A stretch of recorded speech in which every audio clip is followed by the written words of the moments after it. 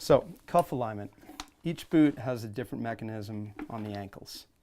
And what we're trying to do is align, first off, the distance, keeping the leg right in the middle of the cuff and watching how the leg tracks. And the idea is to keep this as consistent and have the leg track towards the center, maybe a hair medially, but watch how that leg tracks. What we don't want is a leg that is biased to one side or the other, so that once the liner goes in, we're actually tipping the boot because of the strength of the leg over to the edge. It sometimes looks like alignment on the hill, but even if you go and correct that boot and try to change that alignment, the strength of a good athlete is still going to end up pushing that boot over to its edge because of the lack of space and the gap or the way the leg is centered in the cuff. So the whole point of cuff alignment, it's basic, it's simple, it's only worth about a ½ degree, but it's the first step before sole canting to at least relieve the tension and make sure that the leg is tracking as straight as you possibly can in the cuff. The way you do it is we're going to take the existing footbed and you're going to place it inside.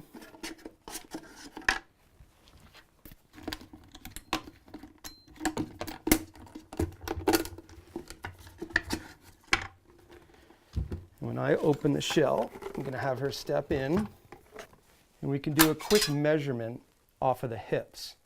So I'm going to ask her to find the point on the front side of her hip, right at the top of her ilium, before it goes to her pelvis. There's a little bump, and she's going to put a finger on each side for me.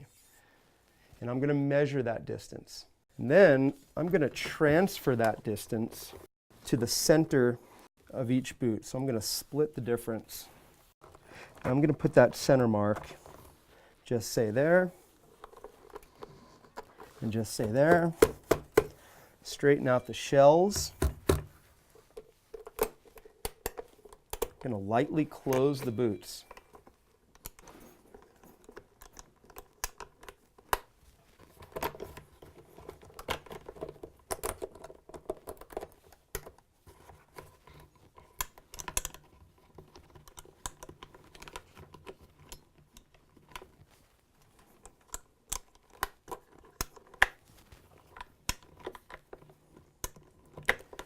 So, does this feel about appropriate width of stance? Not so much ski stance, but maybe standing naturally in the house. Does this feel about the right width, narrow or wide? Yes or no? Mm-hmm. Yes. Cool. So at this point, I'm just going to have her slightly flex forward. And when she stops there, you can kind of look to see the spacing. So on this left leg, there's about equivalent space around the leg shaft. Okay, so consistent pressure. On this leg, there's a bigger gap on the outside and there's a smaller distance on the inside. So again, once the liner comes in, there may be a tendency for her to push that boot, bottom of the boot, over onto the inside edge. So it may look like she's kind of undercanted or weak on this foot, but if I correct this cuff, it will actually leave the base flat and just equal out the distance on the top. And then I ask her to flex forward as if she was just driving through the cuffs. So you can tell this one is driving nice and straight. When she applies pressure to the boot, she's going to hit generally the front of the boot and transfer that to the front of the ski.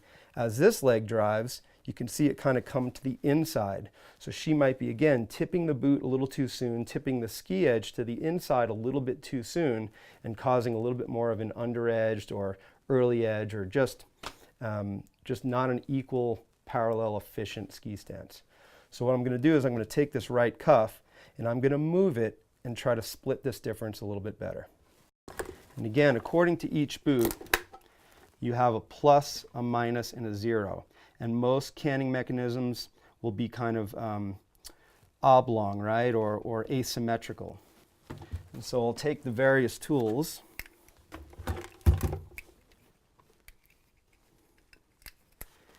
and I'll loosen up all of the bolts, the spine bolts,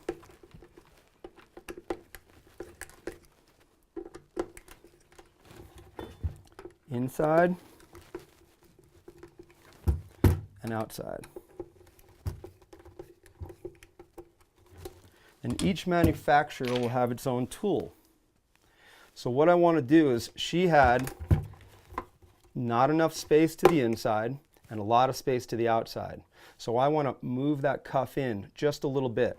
Most cuff alignment for most boots is maybe a ½ degree or so difference, but it's enough to affect the change in the response to the upper cuff. So I'll take that and I want to move it in. That would be towards minus. So I'll swing that little arrow on the nut towards minus. It wasn't a lot, so maybe I'll go halfway on one side.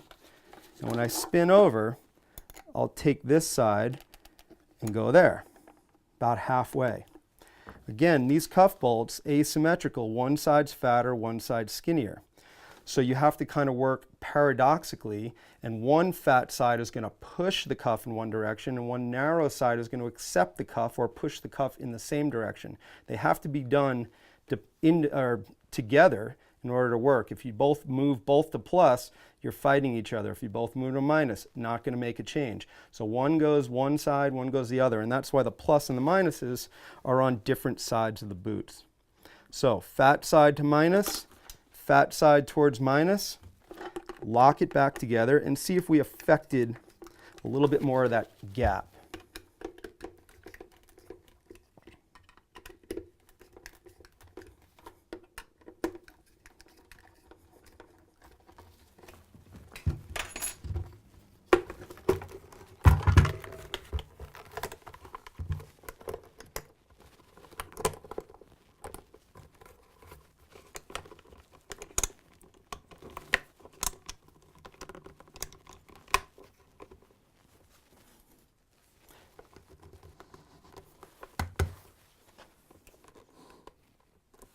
Back to neutral stance.